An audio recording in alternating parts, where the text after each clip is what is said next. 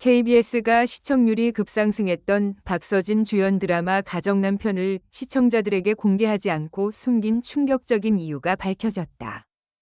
처음엔 단순한 편성 변경이라고 믿었다. 공지 한 줄, 내부 사정으로 방송 일정이 조정됩니다. 하지만 그날 밤 시청자 게시판은 폭발했다. 왜 하필 지금? 시청률이 오르는데 왜 숨겨? 박서진 드라마를 왜 막아? 그리고 며칠 뒤 더 이상 우연이라고 하기 어려운 흔적들이 쌓이기 시작했다. 누군가는 이 드라마를 일부러 보이지 않게 만들고 있었다. 1. 올라가는 숫자, 사라지는 화면. 가정남편은 이상했다. 방송이 나갈 때마다 화제성이 솟구쳤다. 클립 영상은 순식간에 공유되고 박서진 연기가 이렇게 자연스러웠어 라는 반응이 댓글을 뒤덮었다. 무엇보다 시청률 이 문제였다. 오르는 게 보였다. 제작진이 가장 기대하던 순간, 그 순간이 오자마자 화면이 멈췄다. 예고편이 사라지고 다시 보기는 잠시 중단으로 바뀌었다. 하이라이트 영상은 검색 결과에서 밀려났다. 심지어 일부 지역 케이블 편성표에선 아예 제목이 빠졌다. 시청자들은 처음엔 혼란스러워했다. 기술 오류겠지. 하지만 반복되자 분노로 바뀌었다. 오류가 이렇게 정교할 수 있어? 그리고 결정적인 장면이 있었다. 한 시청자가 캡처한 화면. 방송 직전까지 올라와 있던 공식 안내 이미지가 방송 시작 10분 전에 비공개 처리로 전환된 흔적. 삭제가 아니라 숨김이었다. 그때부터였다. 사람들은 묻기 시작했다. KBS는 왜 가정남편을 공개하지 않고 숨겼나? 2. 사과문 이 불을 꺼버린 게 아니라 기름을 부었다. KBS는 결국 사과문을 냈다. 시청자 여러분께 불편을 드려 죄송합니다. 내부 검토 과정에서. 그러나 그 문장 끝에는 늘 같은 단어가 붙였다.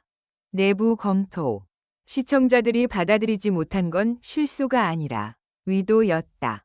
실수라면 왜 이렇게 오래 침묵했는지, 왜 하필 시청률이 오르던 타이밍이었는지, 왜 다시 보기까지 숨김 처리했는지 설명이 없었다. 사과문이 올라오자 게시판엔 이런 글들이 쏟아졌다. 사과는 했는데 이유는 말 안 하네. 검토? 뭘 검토하는데 시청률 오르는 드라마를 내리나요? 박서진을 보호하려는 척 하지 마라. 시청자를 무시한 거다. 그때 한 줄의 댓글이 유독 빠르게 퍼졌다. 이건 단순 편성 문제가 아니다. 누군가 가 막았다. 3. 삭제된 회의록, 그리고 금지된 제목. 소문은 소문을 낳는다. 하지만 이번엔 이상하게도 소문이 증거 쪽으로 흘렀다.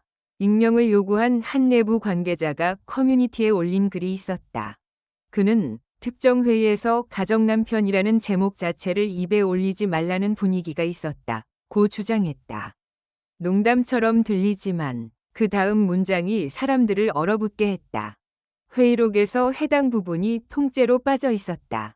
보통 회의록은 누락이 있어도 흔적이 남는다. 그런데 그 글은 이렇게 이어졌다.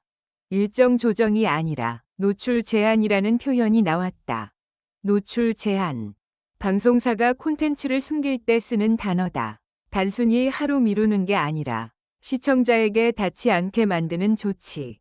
그리고 여기서부터 모든 퍼즐이 하나의 방향으로 맞춰지기 시작했다. 4. 충격적인 이유의 정체. 지켜야 할 사람이 따로 있었다. 사람들은 처음에 외부 압력을 떠올렸다. 광고주, 경쟁사, 정치, 논란.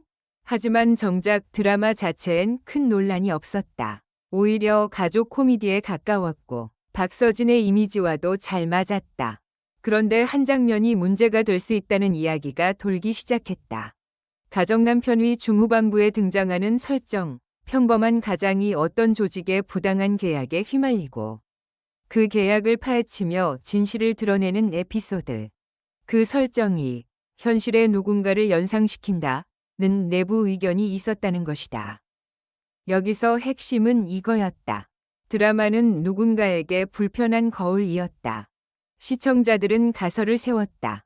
특정 기관이나 기업을 연상시키는 부분이 있었나? 방송 전에 수정 요구가 들어왔나? 편집을 하면 되는데 왜 통째로 숨겨? 그리고 결국 가장 섬뜩한 결론이 나왔다. 드라마를 숨긴 이유는 작품을 보호하려는 게 아니라 누군가를 보호하려는 거다. 그 누군가가 누구인지는 아무도 확정할 수 없었다. 하지만 하나는 분명했다. KBS의 행동은 안전장치가 아니라 차단장치처럼 보였다. 박서진은 알고 있었을까? 그날의 침묵이 의미하는 것. 더 놀라운 건 박서진 측의 반응이었다. 처음엔 조용했다. 인터뷰도 없고 항의도 없고 기다려 달라는 말도 없었다. 팬들은 처음엔 배려라고 생각했다. 방송사와의 관계, 제작진을 생각해 말을 아끼는 거라고. 하지만 드라마가 계속 숨겨지자 그 침묵은 다른 의미로 해석됐다. 혹시 박서진도 무언가 때문에 말을 못하는 건가? 그때 온라인에 떠도는 짧은 영상이 불을 붙였다. 어느 행사장에서 박서진이 무대 뒤에서 스태프와 짧게 대화하는 장면. 입모양을 분석하겠다는 사람들까지 나타났다. 이건 방송 문제 아니에요. 그럼 왜? 지금 말하면 명확한 음성은 없었다. 그러나 사람들은 그 빈칸에 자신들의 분노와 의심을 채웠다. 그리고 그 분노는 결국 KBS로 향했다. 6. 시청자들이 사과를 받아들이지 못하는 진짜 이유. 사과문은 감정이 아니라 정보를 다루어야 한다. 시청자들이 원하는 건 죄송합니다가 아니었다.